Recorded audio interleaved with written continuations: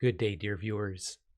My name is Luc Tessier, and this is A Form of Sound Words. Reality. The world, or the state of things as they actually exist, as opposed to an idealistic or notional idea of them. Increasingly, reality is under assault, and that globally. I watched this week Tucker Carlson's interview of Vladimir Putin. For the most part, Putin came off as an intelligent statesman, but at the same time, somewhat twisted and petty.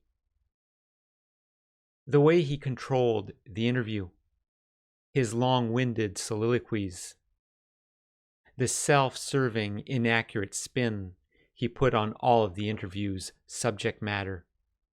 All this drew a picture of a man who is living in his own reality. There's something that happens to people who spend an inordinate amount of time in their own thoughts, in their own heads, and that without any challenge, without any reproof from others. Ultimately, their sense of reality becomes skewed. There is a bizarre paradox in our modern world.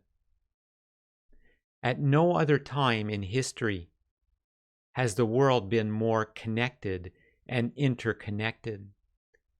One would then believe that with the internet and other telecommunication, the world would become more educated, more informed, and more in tune with the world as it actually exists.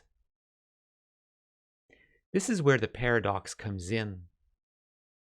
Our world is mostly ignorant of basic facts, devoid of common sense, and many live in a delusional construct in which they are either hero or victim, and never villain.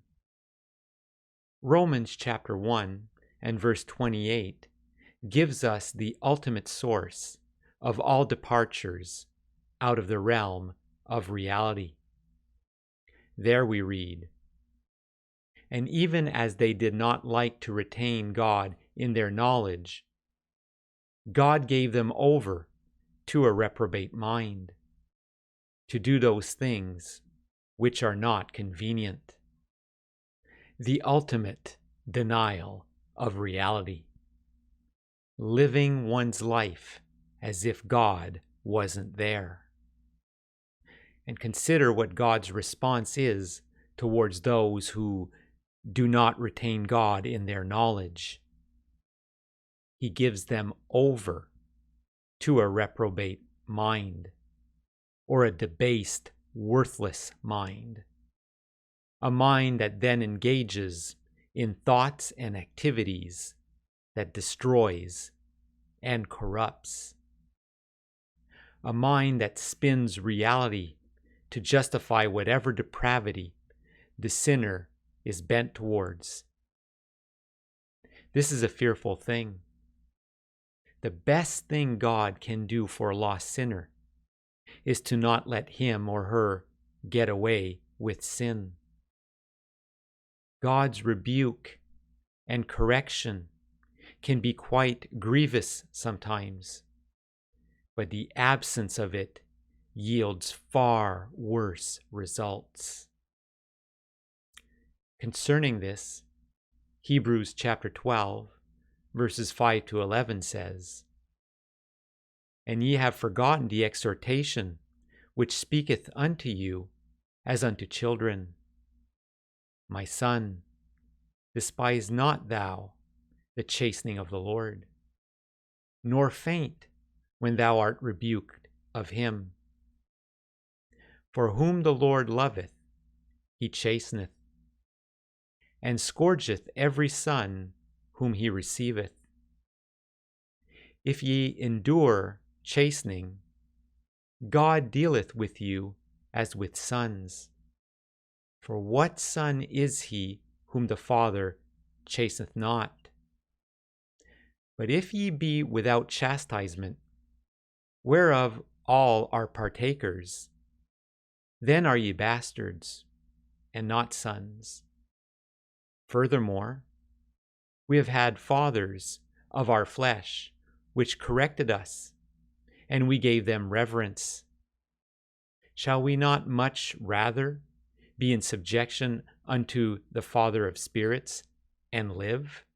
For they verily, for a few days, chastened us after their own pleasure, but he for our profit, that we might be partakers of his holiness. Now no chastening for the present seemeth to be joyous, but grievous. Nevertheless, afterward it yieldeth the peaceable fruit of righteousness unto them which are exercised thereby. Consider the result of God's chastening for our profit, that we may take part in holiness, that our lives may produce peace and righteousness. Is this not a glorious end? Now consider the flip side. What sorts of abominations can occur when God has given people over to a debased mind? Consider some of these headlines. How gender-affirming healthcare for kids works in Canada. Do you know what gender-affirming healthcare for kids means? It means giving children drugs that inhibit puberty. It means giving them hormone treatments to alter the natural state of their bodies. And in some cases, it means surgery that mutilates these kids' bodies by the removal of breasts or the removal of their natural genitals. Gender-affirming care. Preposterous. Consider this short video. Basically, it's not correct that there is such a thing as biological sex. And I'm a historian of medicine. I can unpack that for you at great length if you want, but in the interest of time, I won't. So that's a very popular misconception. No such thing as biological sex, as in no such thing as males and females. Again, preposterous. Consider this other headline. Why don't we call more abortion clinics abortion clinics? Language matters, advocates say. Language certainly matters. Language can be honest and transparent. It can also be used to obfuscate and deceive, which is exactly what the CBC and these advocates do on a continual basis. Abortion clinics are murder scenes in which millions of unborn children have been dismembered and destroyed. These sites are not women's health clinics. Now, how does one get there? Everything I just presented is clearly abominable and wicked, obviously so, but not at all obvious to a mind that has been warped by the unbridled, corrupting power of sin.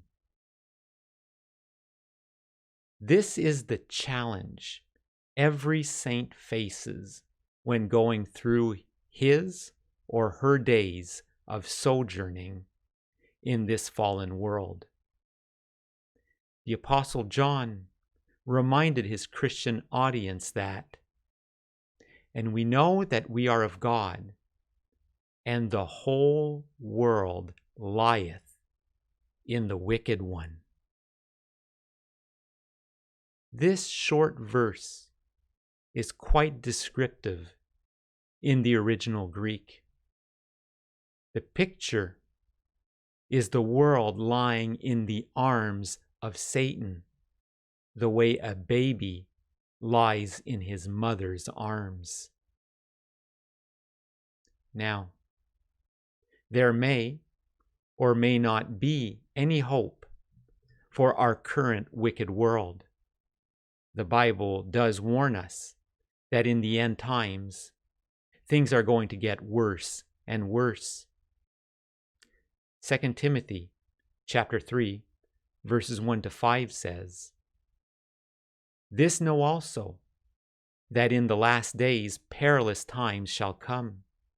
For men shall be lovers of their own selves, covetous, boasters, proud, blasphemers, disobedient to parents, unthankful, unholy, without natural affection, truce breakers, false accusers, incontinent, fierce, despisers of those that are good, traitors, heady, high-minded, lovers of pleasure more than lovers of God, having a form of godliness, but denying the power thereof. From such turn away." Now, am I saying that we are necessarily in the last days, in the end times? No, not necessarily. But what I do know is that we are closer to the end than when the words of 2 Timothy were penned. And I do know that the list of sins Paul mentions as being the spirit of the end times is currently flourishing all around. Still, I don't know exactly where we are in God's sovereign plan for the age. Who knows what the Lord will do? What I do know is that there is always hope for us. There is always hope for the saints. The Lord hasn't left us without any help, without the ability to perceive truth, without any defense against the schemes of those who have a reprobate mind. Romans chapter 12, verses 1 and 2 says, "I beseech you, therefore, brethren, by the mercies of God, that ye present your bodies a living sacrifice, holy, acceptable unto God, which is your reasonable service. And be not conformed to this world, but be ye transformed by the renewing of your mind." Not a reprobate mind, not a debased or worthless mind, but a renewed, living mind, that we may prove what is that good and acceptable and perfect will of God. Brothers and sisters, let us apply ourselves to a life devoted to the living God. Let us avail ourselves of the means of grace, prayer and fasting, the Word of God and Christian service.